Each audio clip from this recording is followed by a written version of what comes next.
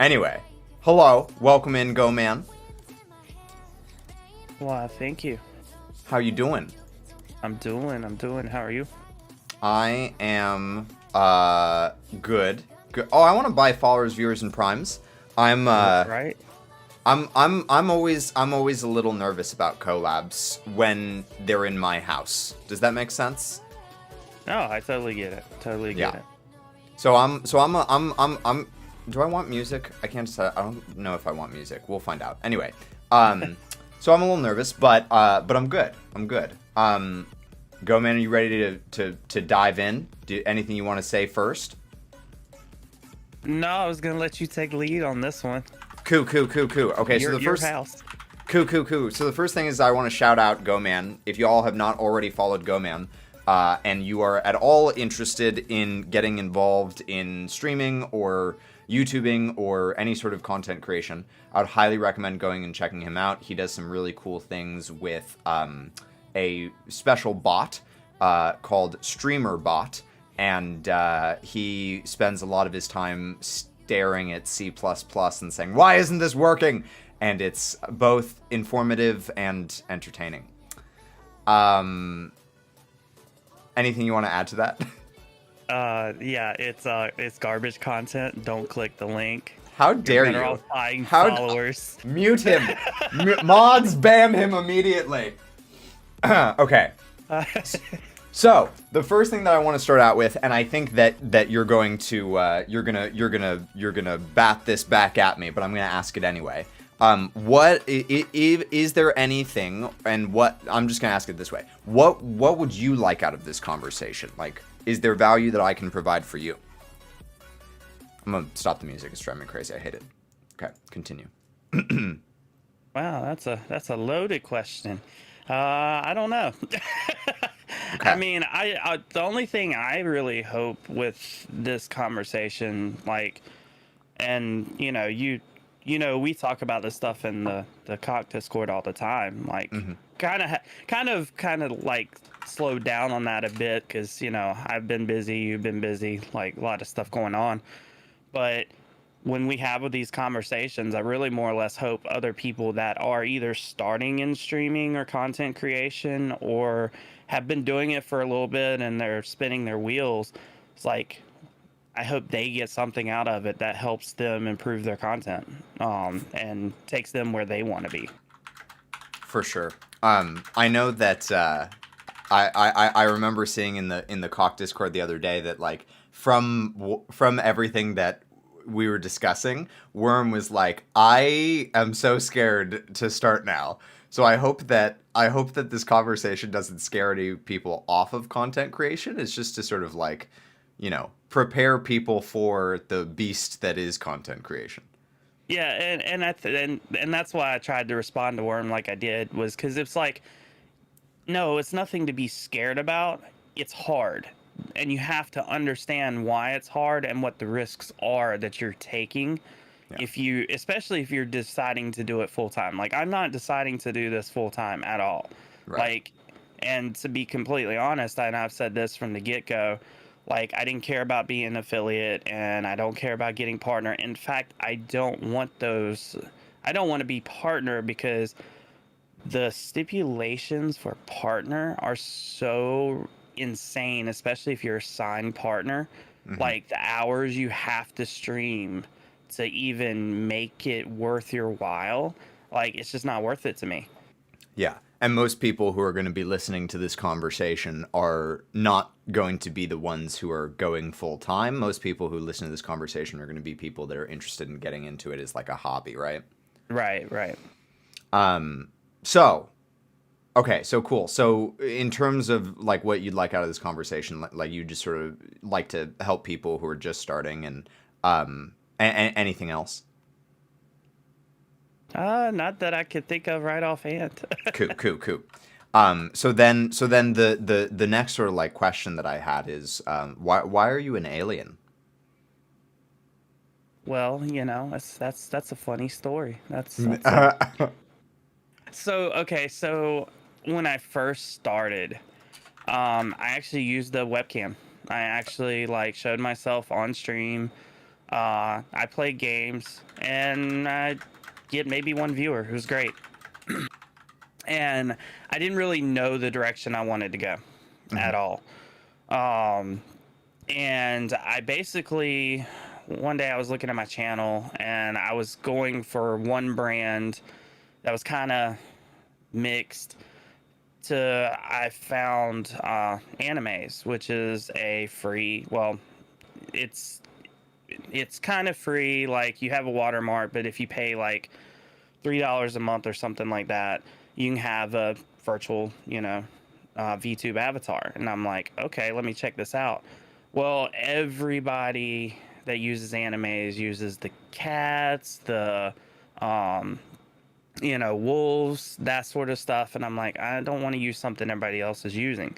Mhm. And I looked and nobody was really using the alien. I'm like, I can make a whole theme on this, so why not? So that's what I did. It was literally looking through a program that I was going to use and just going, this is how I'm going to brand now.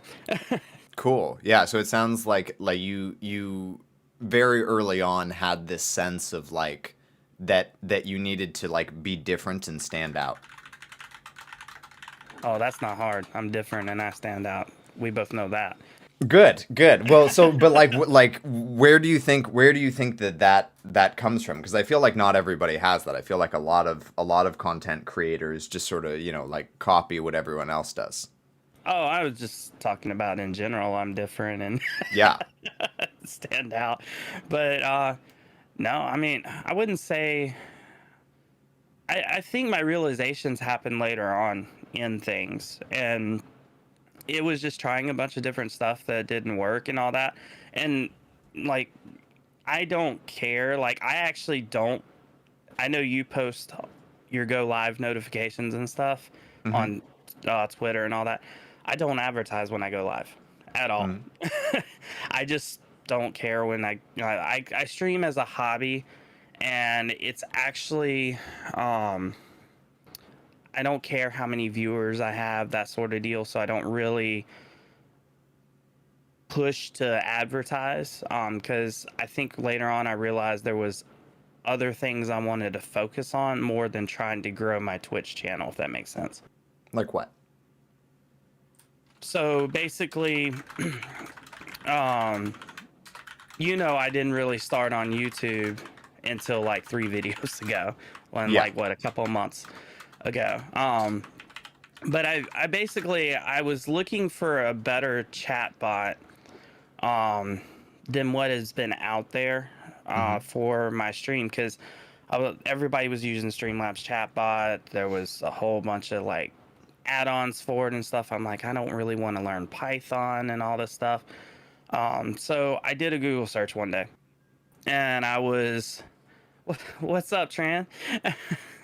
Oh, wait, is Tran related to StreamerBot? Tran actually hangs out in the StreamerBot community. Yes. That's awesome. He, so anyway, I found StreamerBot on through a Google search, and I downloaded it and I started looking at it. And of course, I hopped in the Discord, I asked a few questions, and then once I started learning what I could do with it, I was like, oh, this is great. And I actually really dove deep into like building stuff for it. I really truly enjoyed it. So I'm like, okay, I guess my streams are going to kind of go this way instead of playing games. So that kind of pushed my streams to building stuff, which was actually really cool because I know we've talked about in the past, you need to look at Twitch as a live interaction. It's not a place where people are going to come um, it's not a place where your content's there 24/7. You have to look at it as an interaction place, for a place for them to interact with you, Right. which is really cool in a coding aspect, because then when you're building stuff for a bot, you have people in chat that are like, hey, what if it did this? What if it did this? And they give you new ideas to release something that's better than what you might have released had you not got that feedback. Yeah, So it that's really go ahead. so it really took my direction with the actual looking at Twitch as, the live platform it is, the event platform it is, and having that interaction with people to build better things. Yeah, that's really cool. What it reminds me of is like with art streams where like, people will be, artists will be drawing and then like people in chat sort of like help to influence what they're drawing in some ways. And then similarly, I've noticed that a lot of my best like tech talks that I do, where like I give like a lecture or whatever, like a lot of the best ones just come from when somebody says something that like sparks something in my mind in chat, and then I go on a tangent about it. And like that's some of my best content. Whereas like when I like sit down and like try to think like, okay, like what do I need to come up with to talk about? Like it's way harder and oftentimes not as good. Yeah, no, I totally get it. And it's kind of pushed me to do YouTube a little more because like if I'm releasing stuff, um a lot of times you got to understand people don't read readme files. They don't follow instructions, and some people actually need a visual walkthrough of things. So doing tutorial videos, it was kind of a necessity. So it's like, all right, I'll just do my tutorial videos on YouTube, which actually made it really nice because then I started looking at things as, okay, Twitch is my live content. I'm building stuff here. People are influencing it. And now I'm releasing the final product on YouTube where my content actually really matters, in my opinion, versus what it is on Twitch. Yeah, it's cool because I've sort of come to the exact same conclusion that Twitch is like my creative playground. Twitch is where like we experiment and we like create stuff together and figure stuff out together, even though like I don't do anything with like coding or anything. And then YouTube is where like I take all of that like creativity and craziness and all that and I sort of condense it down into like a polished gem that then goes up as content. Yeah, absolutely. I mean, that's kind of like all the stuff that we like, because I know you and I kind of nerd out on Devin Nash a Totally. lot, but this is stuff that he talks about, and I guess you don't actually understand it until you're in it. And it's like, oh, this is what he means by treating Twitch as the live platform, as an event based platform. Don't put all your eggs in Twitch, but use YouTube, upload VODs, like get your content out there. And it's a great way to do it. And you don't have to have a solid plan right off the get go. I don't think it's anything wrong with hopping into Twitch, hitting the start stream button, and streaming to 0 viewers or 1 viewer and failing. There's nothing wrong with that because you keep doing it and you keep getting a little better. It's like with YouTube. I'm only 3 videos in and I'm slowly learning how to get better. But if I didn't and I sat there and I waited to go, okay, I want to learn this, this, and this before I put out a video because I want it really polished, I'm not getting my content out there. I'm not helping other people and I'm not helping myself because I'm not actually improving. I'm just making excuses on why I'm not uploading YouTube. Yeah, perfection paralysis. So I'm sort of curious, like, I think that I talked to you about this the last time that we talked in the like the four-way chat that we had with like Nerdy and Doug, but I'm still sort of curious, like you've expressed today, like I don't really care about viewer count and like I don't do this for like money or anything, and so I'm so curious what sort of drives you to keep going, because like I enjoy this and I love it and everything, but I think that if I were sitting streaming to like 0 viewers, I mean, not that that's what you do, but like if I were sitting streaming to 0 viewers like day after day, I feel like I would, it wouldn't be fun for me anymore. So like what drives you? I honestly like the whole not caring about viewers and stuff actually, like, in a way it kind of backfires. Like, Because like I don't advertise, I don't say, oh, I'm going live, I don't do any of this stuff. But like I think last night's stream I actually had like 10 viewers in the stream that popped in and were hanging out, which, you know, doesn't sound like a lot, but for me and what I do, that's kind of a big number. Because I mean, let's be honest, how many people want to sit there and watch somebody stare at C# code all day? You Right. know, that's not fun on a platform where you're supposed to be putting out gaming content according to, you know, the rest of the streaming community. But it's one of those things that I enjoy coding. Like, I don't know, I've always enjoyed building things and having a product that comes out that I can be proud of, that actually helps improve things for people. Hmm. And I've never been one that wants to take money, so I didn't want affiliate on Twitch um, because of that. But I took affiliate so I could build things in the bot because I needed access to the other, you know, features that I couldn't get access to if I wasn't affiliate. But it's not to say that I don't like money. We all need money to survive, and we all need money to pay bills and things like that.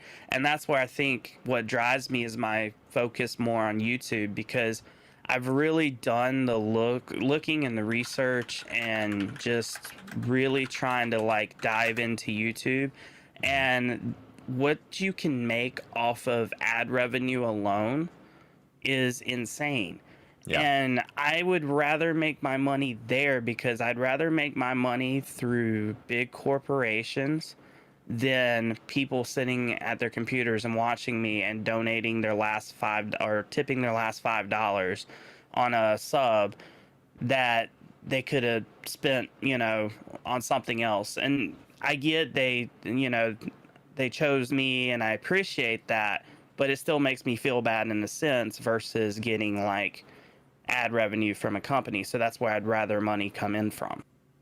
Yeah, and honestly, like from what I've heard from, you know, content creators that are more successful than me, I've heard that really like if you want to run a stream as a business, which again isn't sort of like the focus of this talk necessarily, but if you want to run a stream as a business, you can't run it like a charity, which is how a lot of people run their streams, where like they're completely dependent on their audience for their revenue.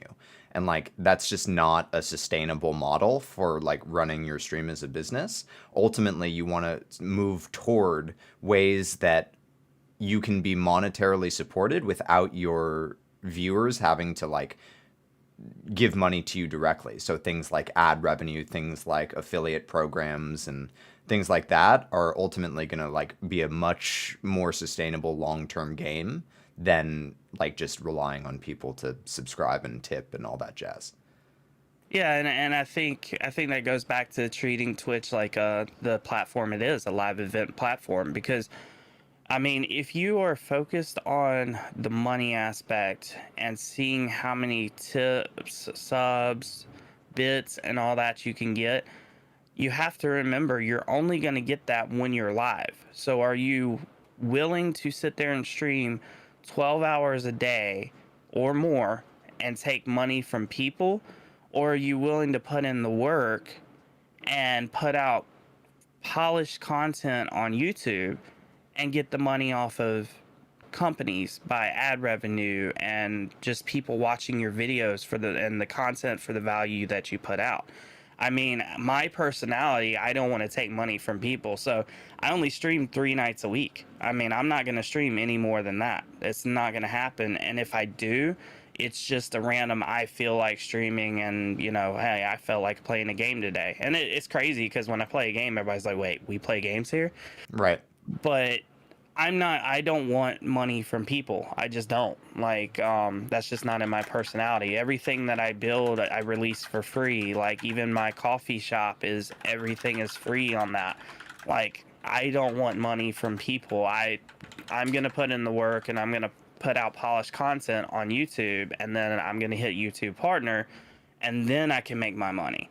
And then I don't even have to worry about being live because that video is out there 24/7 accessible, so I have passive income coming in and I never have to rely on viewer tipping or dropping bits or subs in Twitch at all. Yeah, so okay, so the conversation is sort of naturally going this way. So let's talk about YouTube a little bit because I got to be honest, dude. I feel like you're kicking my butt on YouTube.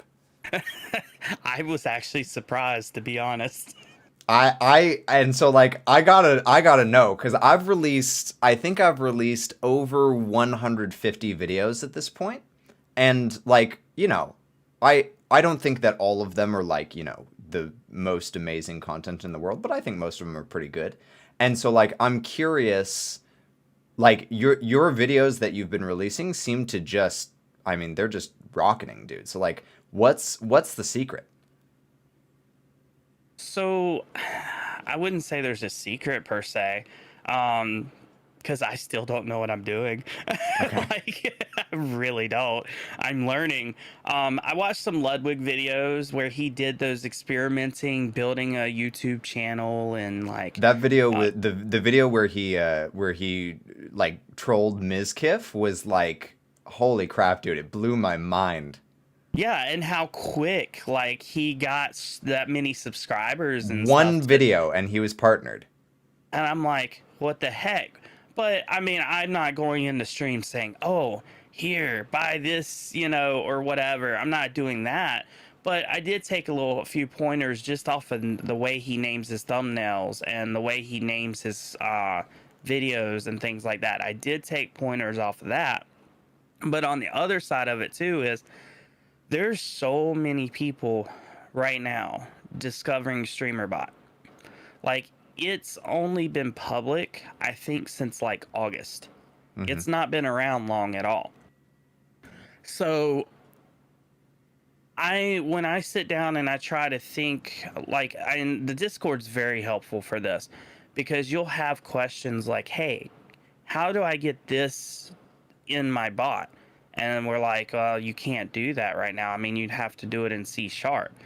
So I look at those things, for people that don't want to dive into C sharp and don't want to dive into building it. Because you'd be surprised at how many people want it but don't want to do it.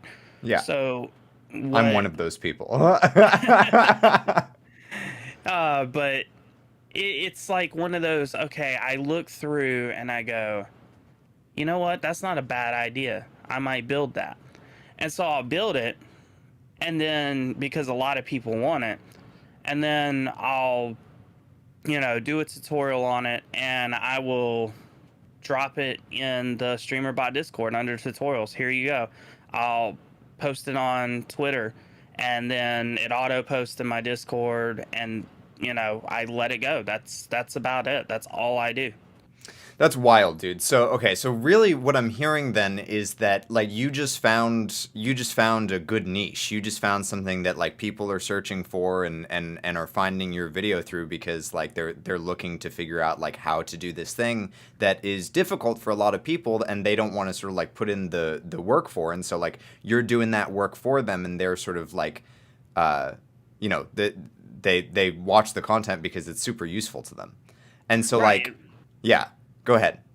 Oh yeah, well, this comes from what we were talking about the other day, like in the Discord, was finding that niche, and like I know, watching a lot of Devin Nash and looking at numbers and all that. I think what last year 9 million people hit the go live button on Twitch, Hmm. just Twitch alone.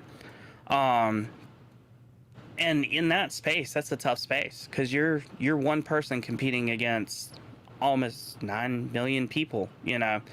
Um, but I think you have to look at it different. You have to break it up into niches.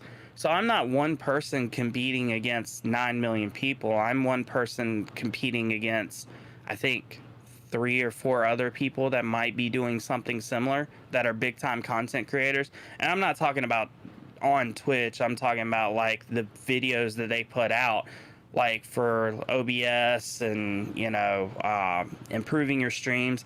I think I only know of like 4 or 5 major content creators that people could tell you right offhand that do that. So it's a small competitive niche. So I think that also helps give me the jump because it is such a small competitive niche versus trying to let me go play Valorant for hours on end and try to get viewers in because I'm good or I'm entertaining. Because one, I'm not entertaining enough playing a game, and I'm sure as hell not good enough playing a game to bring in viewers. So that's not my niche. This is my niche. So this is what I focus on. Um, but because I do that and people know what my niche is, they come looking for my content expecting this certain niche. So that's what makes when I stream a game on Twitch so like cool, is because people just hang out and chill because it's like, this is different. He usually codes, he's usually building something, but I can actually sit here and talk and chill with him when he plays the game. This is kind of neat. And I've had people message me after like, I really enjoyed that. That was relaxing, just chilling, talking instead of like worrying about why something's not working for a stream. It's kind of cool. Yeah. And so I guess, like, you know, the question that I asked you in the beginning of like, what would you like to get out of this conversation? One of the things that I would like to get out of this conversation is like, I don't know. I sort of am curious for your advice about like like you had mentioned in the Cock Discord that, you know, like you think that I have a you think that I have like sort of like an opportunity in terms of like offering like streaming advice and things like that. And like, so if you, as a hypothetical, if you were like my stream manager, is that sort of like what, or my content creation manager, is that sort of like what you would recommend I do with my YouTube, is sort of like make it into a content creation advice YouTube? I mean, I so kind of backtracking on all that stuff.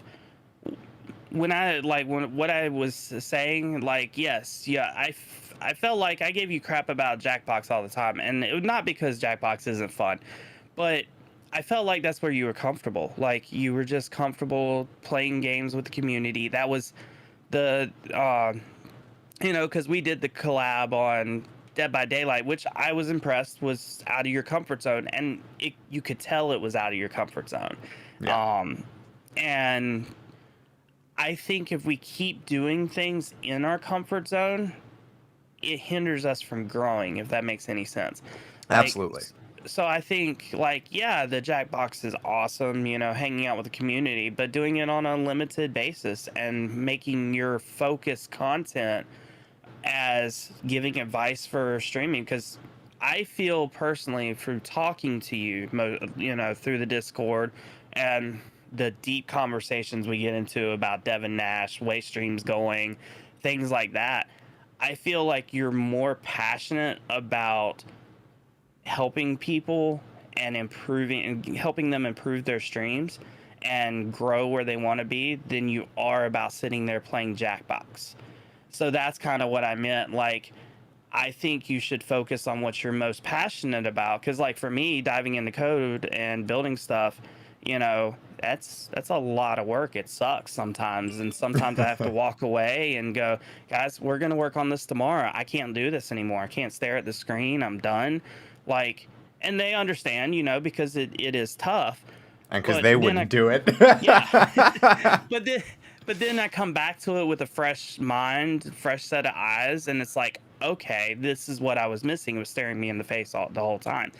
But, you know, the building aspect kind of sucks about it because it is such a long and tedious process. But the fact that people get to use it and improve their streams, and the compliments and the like thank yous that I get afterwards are just so phenomenal that it's like, that's what, like, I'm providing a great value for people, so I want to continue providing a great value for people, even though it's tough, even though it's kind of out of my comfort zone, because I'd much rather sit at the computer, play a game, and stare at a camera, you know, versus sitting there and showing people how much I don't know about coding and still have to learn. You know, I do what's uncomfortable, and provide value to people, and in return I see the return on it just in the the feedback I get, and like you said, the YouTube video views. Yeah.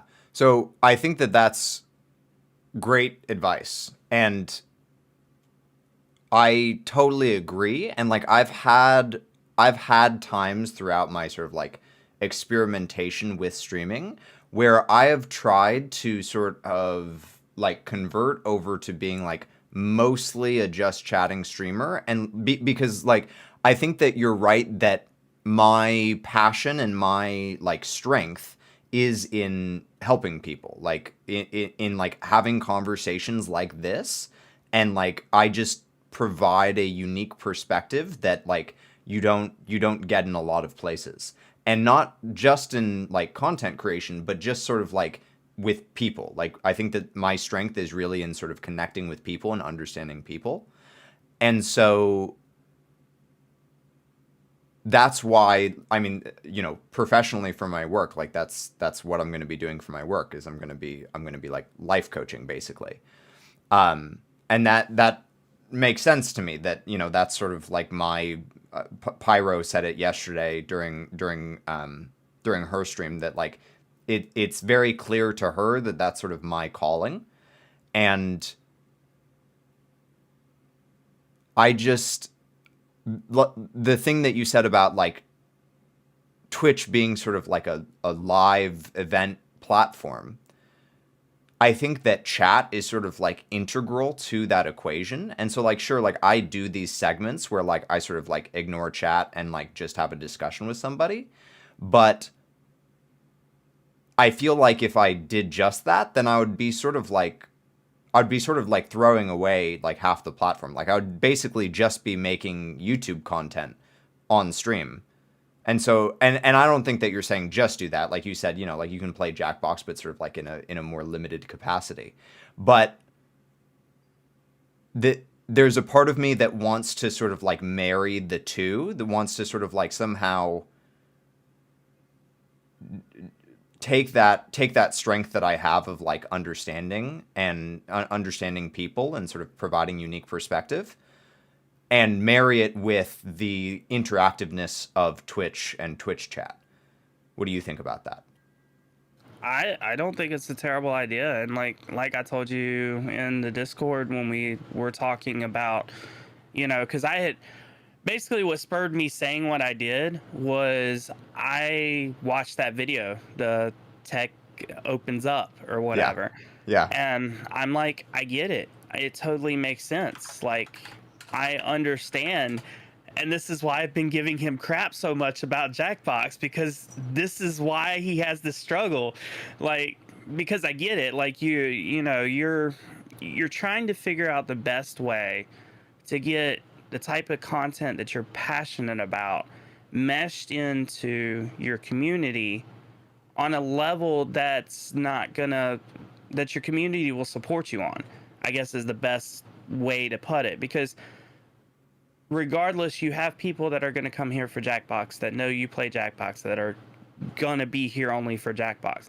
And then you have probably, I'd say, a good 80% of your community is here for you. Like, so the ones that are here for you will help guide your content. They'll be the ones in chat that when you're trying different stuff, that'll be like, well, they might suggest this or that, and you can either take the advice or you can and try it, and if it doesn't work, try something else, or if it does work, they've helped enhance your content.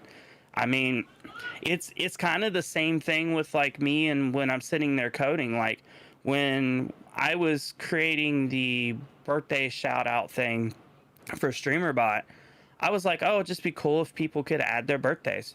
All right, awesome. So, and it does a shout out for them. But the people in my chat, the people that come in for me and they talk to me and they hang out with me, they offered advice. They were like, well, what if they try to set their birthday again? So we fixed that. And what if, the date's not valid? What if this? What if that? By the time that they were done giving me ideas, we released a solid birthday extension shout out for StreamerBot that really, if it breaks, I'll be surprised, because we thought of every scenario together as a community.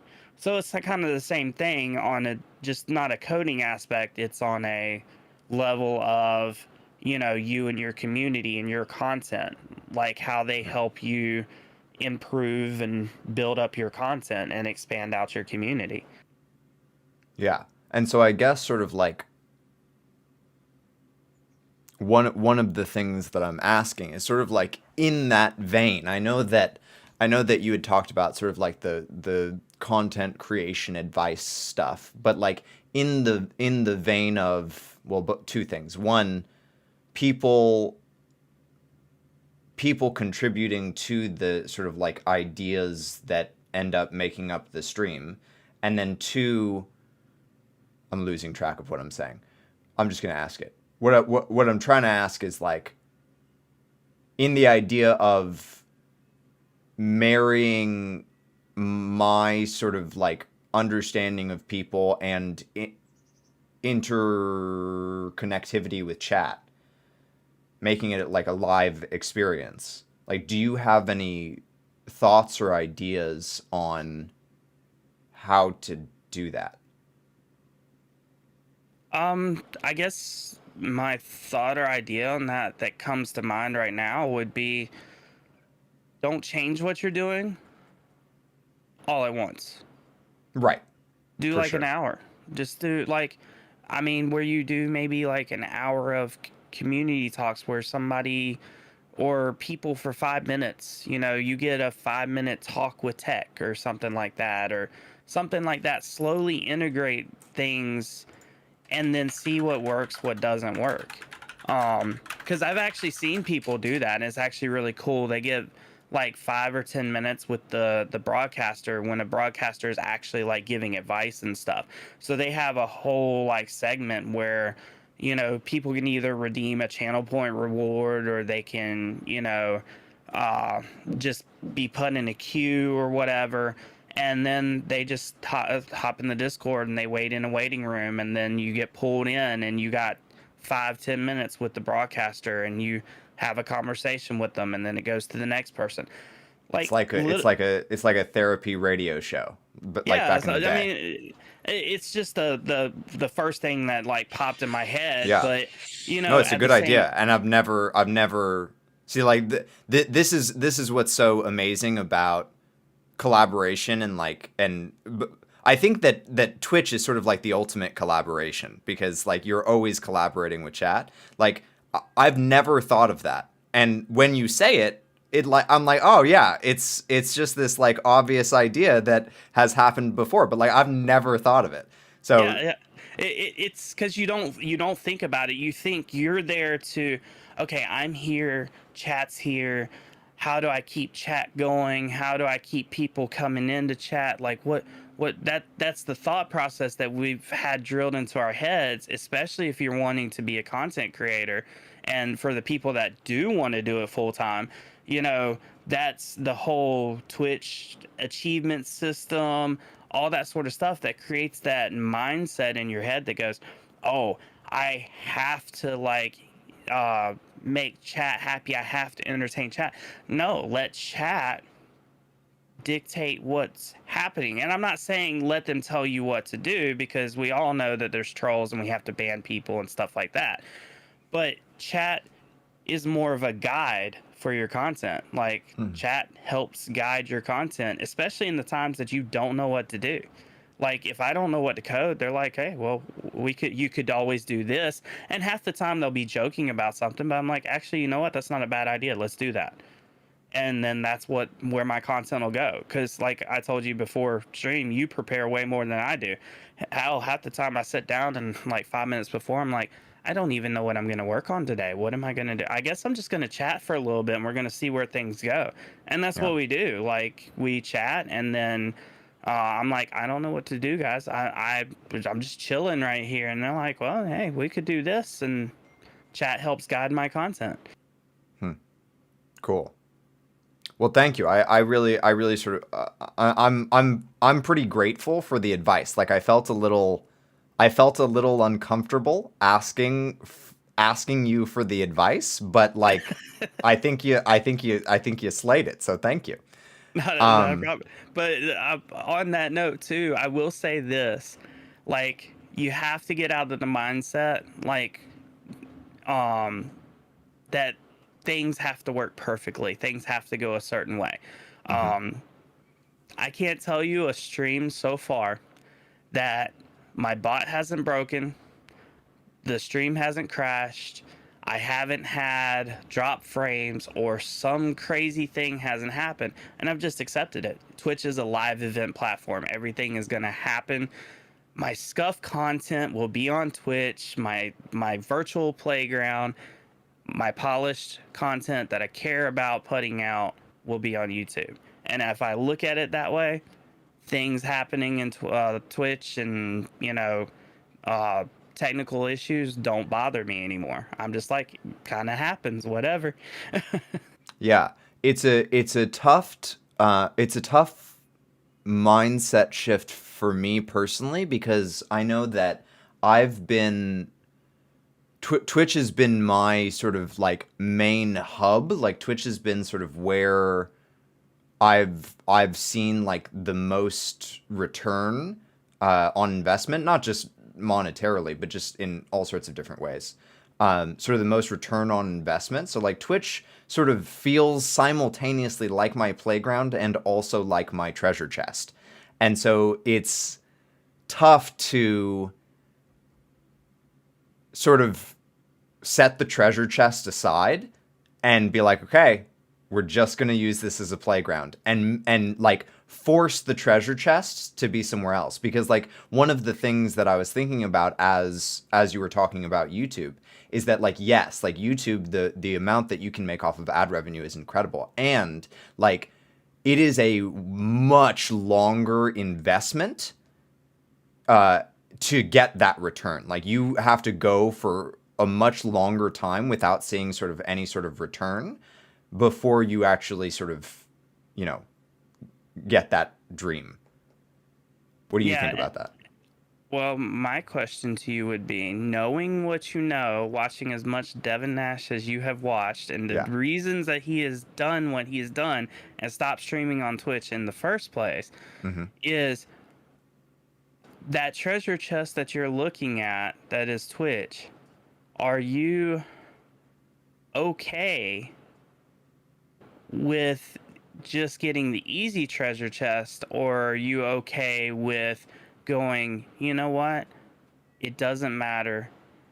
I'm gonna, change a few things here or there, see what works, let chat guide, and really make sure my content on YouTube is where the treasure chest is gonna be. Because even if you lose out the treasure chest for a little bit, the return, like you and I both know, is going to be vastly greater and better for the amount of work that goes into things than Twitch will ever be. Yeah. And I think that when we get into that part of it, my confidence starts to come into play because like, you know, I've been doing this for like 6 years, you know, and there's definitely a part of me, you know, like there's a lot of me that is like, you know, I'm gonna do what I'm gonna do and like I'm gonna provide value the best that I can. And then there's another part of me that worries that what the type of people that end up getting that treasure chest on YouTube are sort of like an entirely different breed of people than what I am. And that like the kind of content that I provide is just not gonna yield that return. And so because I sort of lack that confidence, it makes it very hard to like believe in that long-term treasure chest is going to come because it's already been compared to like a lot of content creators that find success, it's already been a sort of like very long um, investment. Right, and then I get that. Like, Because, I mean, 6 years into it, how many videos do you have, though, is the question. Yeah, so I've only been like seriously doing YouTube since I think my YouTube is like 1 or 2 years old. Let me see. Let me see. First ever workout video. It says 1 year ago. Okay, so YouTube for a year, Twitch for about 6. See, the way I would look at that is, you've been doing Twitch for 6 years, Mm-hmm. and you still have to come live every weekend in order to get that treasure chest. Like, I mean, I'm not saying it's not worth it, but wouldn't you be able to, wouldn't you feel better about putting out content on YouTube in VOD format that's bringing in a treasure chest that, even though you only streamed on 2 days, the rest of the week you're still getting that treasure chest? Yeah, that'd be pretty rad. Again, like it's hard to believe that it'll come, but I know from lots of people that are smarter than me that it's it's supposed to. Have you watched Harris Heller and Sam's interview video that they put out? I Like, don't think Sam, so. so Sam used to be Harris Heller's video editor. I'm sure you know that, right? Yes. Okay, so they sat down and did an interview together where they were talking about the do's and don'ts of YouTube. And one of the things they said is, don't worry about your first 100 videos or whatever. You might put out 100, you might put out 200 or something I like do that. remember that. Yeah, and they're gonna be scuffed. Nobody's gonna, like, you might get 10 views, you might get lucky and get 50 views or something. They're not gonna be anything special, but use that, put out content. And I think that's where, like, it clicked for me too about the when I put out content stuff, is it doesn't matter if it's great on YouTube or not, because it's gonna take a little bit for people to find you. Just put it out. Put it out Yeah. regularly. And then, Hold on one you know, second. My yeah, birdie you're is good. knocking on my door. Hold on, I'll be right back. All right.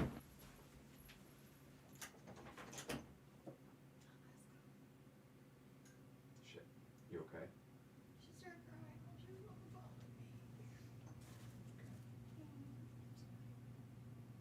That's true, Tran. I mean, I won't say that's entirely true. I think some people will judge, but their opinions don't matter, right?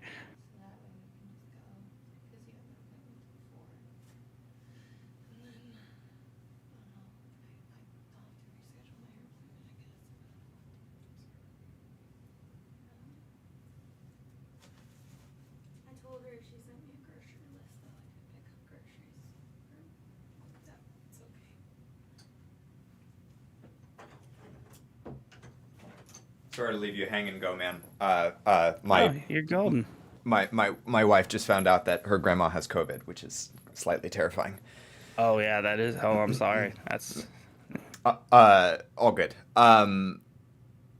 Okay, I'm sorry. So, we were talking about, yeah. So your first 100 videos or yeah, so are thank you. gonna, be, they're not gonna be great, but just put out the content anyway, Right.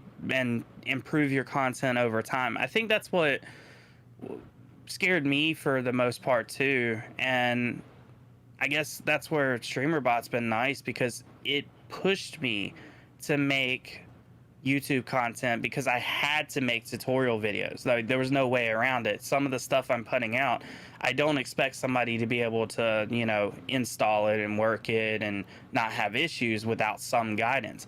So it forced me to put out the YouTube content, and then I go, okay, and then after 3 videos, I'm sitting there watching each video going, this worked, this didn't work, I like this, let's see if I can tweak this a little bit. And it just improved my video each time I did it. And that's all you have to do. You just keep pushing out content and, see where you can improve out on each video, and just do it until you're getting to where you want to get. Yeah, it's funny because when I start thinking about that for my YouTube, most of my like my top performing videos are twerk videos. Hey, I mean, you could have a whole twerk short section there where you like. Uh, does YouTube do the same thing that like TikTok and Meta have done, where they like in shorts they allow copyrighted music? I don't know. I haven't messed with shorts to be honest. Like I said, I'm just now diving into like I'm 3 videos in on main YouTube. I haven't For even sure. begun to peel back the layers on it. Do you think that you will, sort of refocusing on you a little bit, do you think that you will create separate YouTubes for like shorts and stuff, or do you think you'll just have it all in one for now? I think for now it's just going to be focused on main YouTube, Okay. putting out tutorial videos. Maybe like if we like do talks like this or something, maybe have a separate playlist for talks like this. I mean, I don't really know. I'm just kind of winging it and see how things go, you know, Yeah. because I'm either, the way I look at it is I'm either going to be successful on it, and guess what? I will be grateful because then I can choose whether I go to work or not, or I'm going to fail on it in what I do. Just put out a bunch of helpful videos that, you know, people enjoyed watching it, you know, at least for a little bit. I mean, I don't see a losing situation here. Dude, your mindset is such a rarity. Like how do you have you ever suffered with like burnout or like anything like all the stuff that you see content creators like complain and suffer with? Like, have you ever experienced any of that? So I have experienced a lot of things in my life. Burnout, caring about what people thought to the point that it made me sick. Like growing up, it was definitely a struggle in certain aspects, and then I finally got to a point in my life, in just general, that I was just like, I don't care. Like I care, but I don't care. Like I don't care what people think.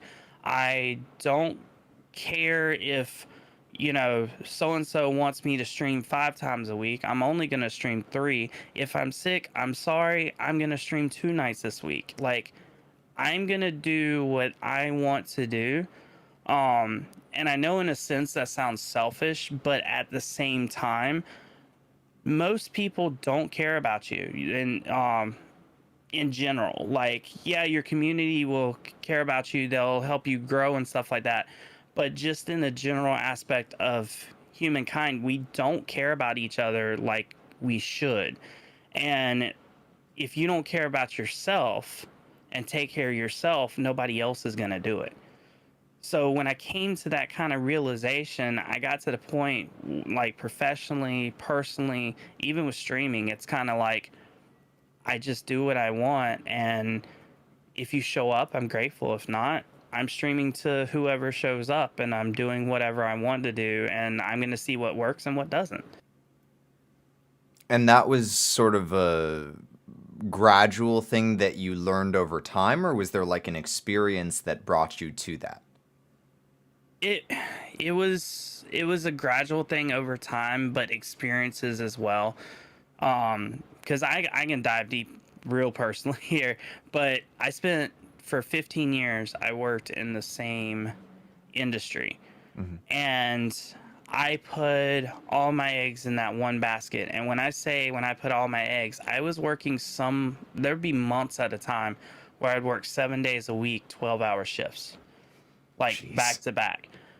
So when you ask about burnout, I can tell you I've experienced burnout more than once, and it's not even been in the streaming capacity.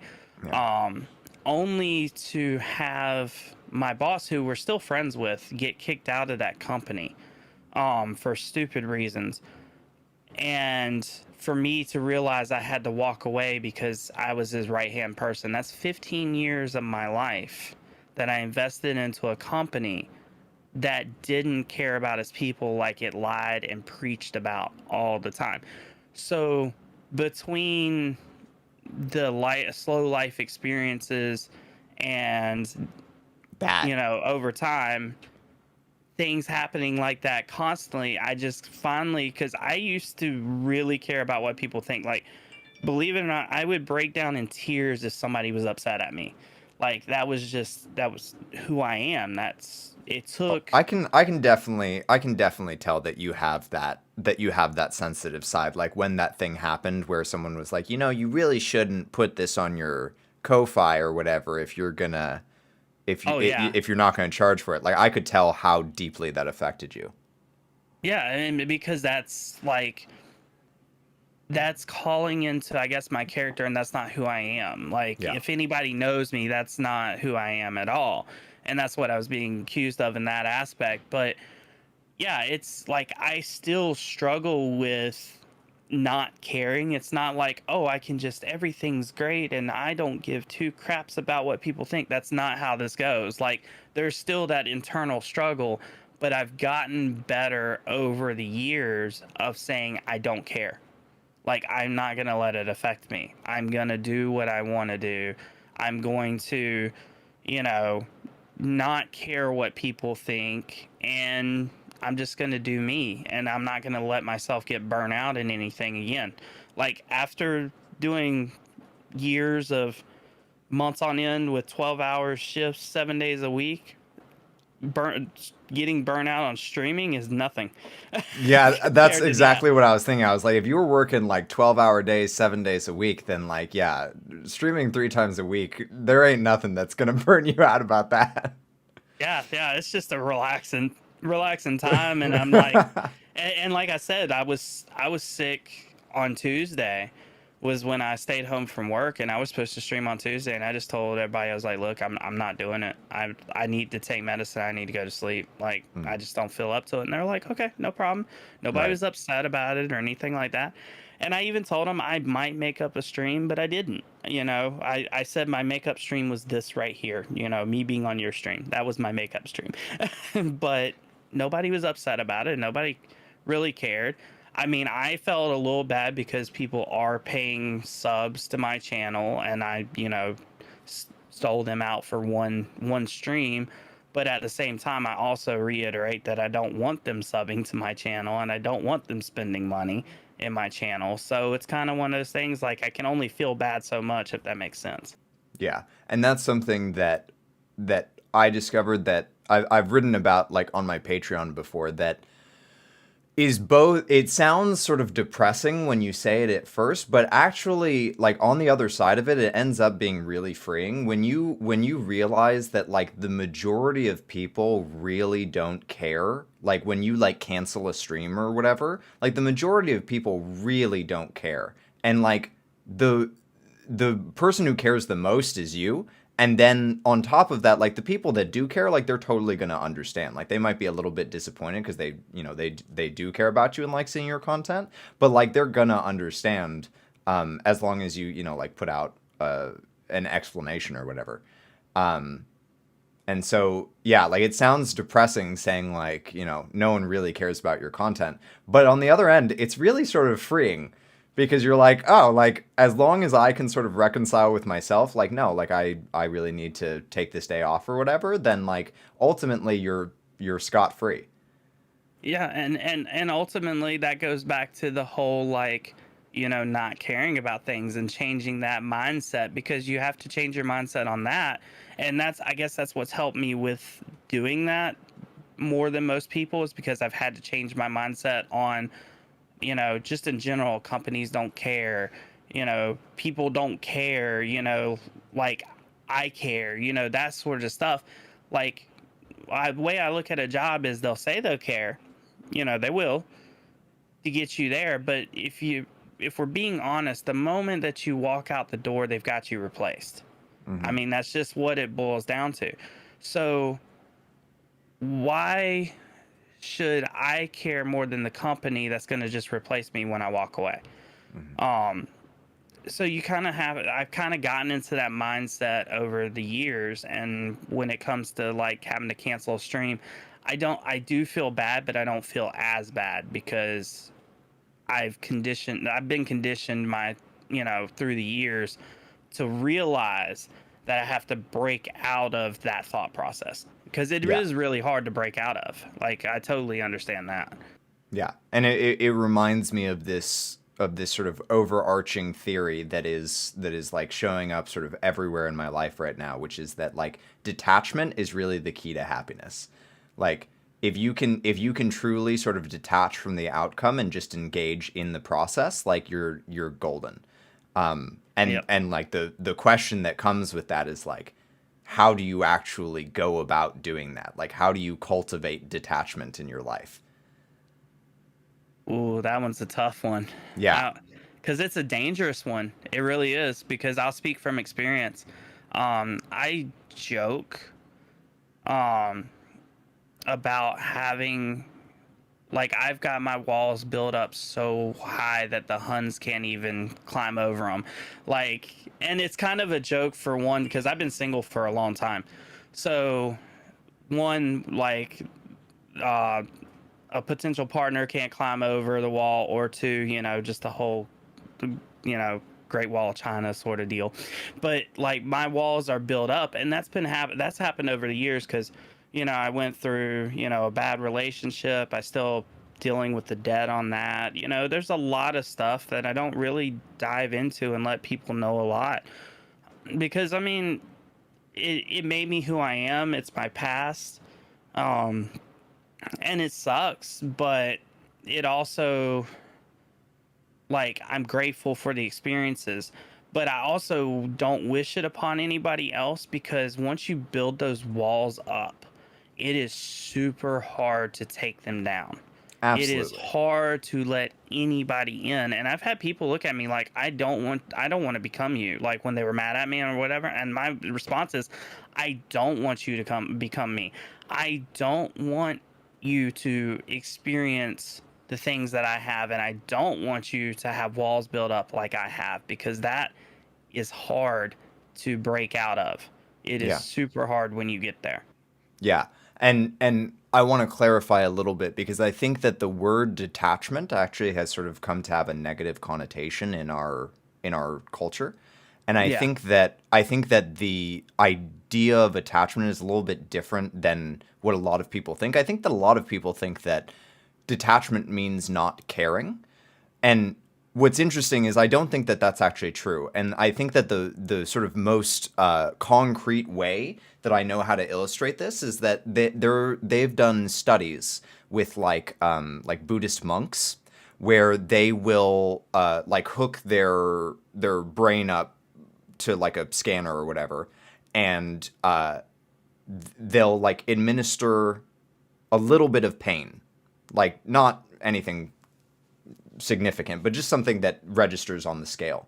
And they'll do that with like a Buddhist monk, and then they'll do that with somebody just like a normal person. And what they found is that the amount of pain that they actually experience is very similar. The difference is afterward. So for a normal person, what happens is like the pain happens and it spikes up, and then it sort of like it drops down a little bit, but it sort of lingers. Whereas with like the Buddhist monk, what happens is the pain spikes up to pretty much the same point, but then it immediately sort of like drops down severely back to sort of like their baseline. And like that is the best example of detachment that I've seen, where it's not that they don't feel it. It's not that they like have a wall up that's like blocking everything. They feel it just as fervently. It's just that they're able to let it go easier. Detachment is not like not feeling or not caring. It's about letting go after it happens. Yeah, no, and I totally like understand, and like, and I think that's kind of why I went like in the direction, because I knew you weren't speaking of putting up walls per se, but that's Mm. what we tend to do. Yeah. That's like, we look at it as a negative aspect of, oh God, he's like detached himself from the entire world and all that. Mm-hmm. No, that's it. You care, like you do, but you have to like feel that feeling only for a second, and then Right. you just have to go on. Like, Yeah. that's what it is, but you can't bring it into a negative way. You have to find that good balance of being able to do it, and that's where it's super difficult, because a lot of people either go one direction or the other. It's hard to find that middle ground, to just say, okay, I care, but I'm gonna let it go. I'm not gonna sit here and dwell on it. I'm not gonna, not care and all that. I'm just gonna go, I'm sorry, stream's canceled. I feel bad, but I have to take care of myself and then walk away. And don't give it any other thought. Like, you legitimately have to do that. Yeah. Yeah. And it's cool because this isn't sort of like where I was necessarily expecting this conversation to go, but I think that what we're really hitting on is the core of like just as an example, what makes like streamer Twitter so incredibly toxic, because everyone on streamer Twitter is suffering from like this exact idea that like Yep. they are like so sort of attached to the content and or not even the content. They're so incredibly attached to the goal that the process has lost all its value. Like they just that it's just sort of this like there's no substance in the content anymore because it's all sort of like focused on the future. Yep. And you remember I said I don't do go lives on Twitter or anything like that. Hmm. There's reasons. Yeah. And not just for the fact that I don't really care to advertise, but at the same time, I don't want to go down the Twitter path. Like, I just don't. Like, it's one of those things where, if I'm going to post something on Twitter, it's going to be something helpful, or I'm going to interact, or, sometimes maybe voice my displeasure with Twitch, because that's happened before too. But at the same time, most of my tweets are going to legitimately be like, oh, hey, we released this for StreamerBot. Hey, we did this. I'm not going to do go live. I'm not going to get super invested in Twitter and get caught up in the end goal of what everybody else is caught up in, because it's not healthy. It really isn't. Like, Mhm. I'm just going to do Twitch, Twitter, and YouTube and all this my way. And, my way might be a slow process, but I'll get there eventually. I don't have to get there tomorrow, but, I'll get there eventually. Yeah. Just takes time. Yeah. And it's interesting because I think that our dynamic is similar to a dynamic that I have with my cousin, who, like, my cousin has a lot of trouble. Like, he very viscerally sort of feels the experience of like the negative effects of like capitalism, and it's incredibly hard for him to like exist in the world today. And my I think that I've gotten to a place where like every personality test that I've ever taken always talks about how like I'm a type that wants to change the world, that like that and so like my instinct when I see a system that I think is broken is like I want to like get in there and like do what I can to help to change it and make it better. Um, but I also know and hear that like that is not the path for everybody, and I don't think that it should be. Like I don't think that it's necessarily, I think that everyone, if everyone went down that path, it'd be a nightmare.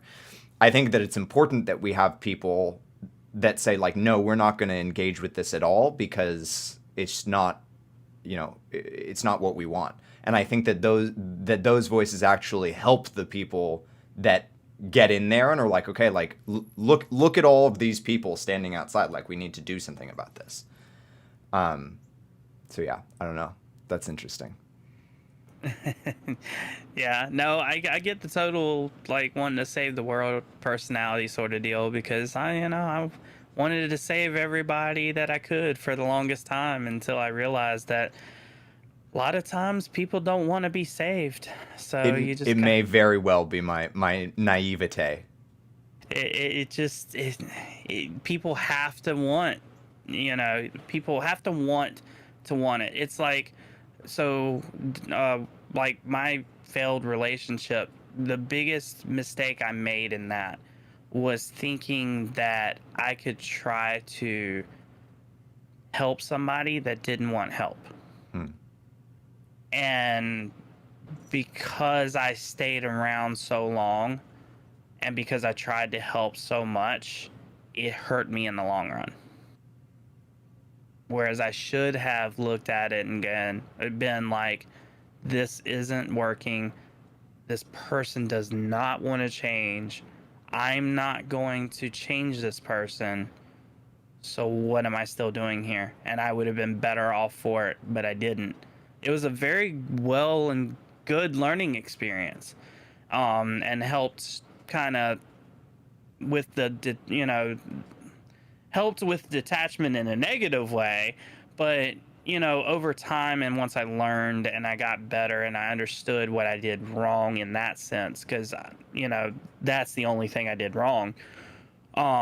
It helped with the understanding the better, healthier detachment that we were talking about earlier. Like I think is the best way to put it. Like, and it's kind of helped me along with the whole job experience thing and all that to understand that you know you can't save the world, you can't care about what everybody thinks all the time, and you could put out quality A plus content. You could pay a movie studio to put out your YouTube content, and you're still going to get somebody with a negative comment on there that tells you that it sucks or something like that. So why worry about it?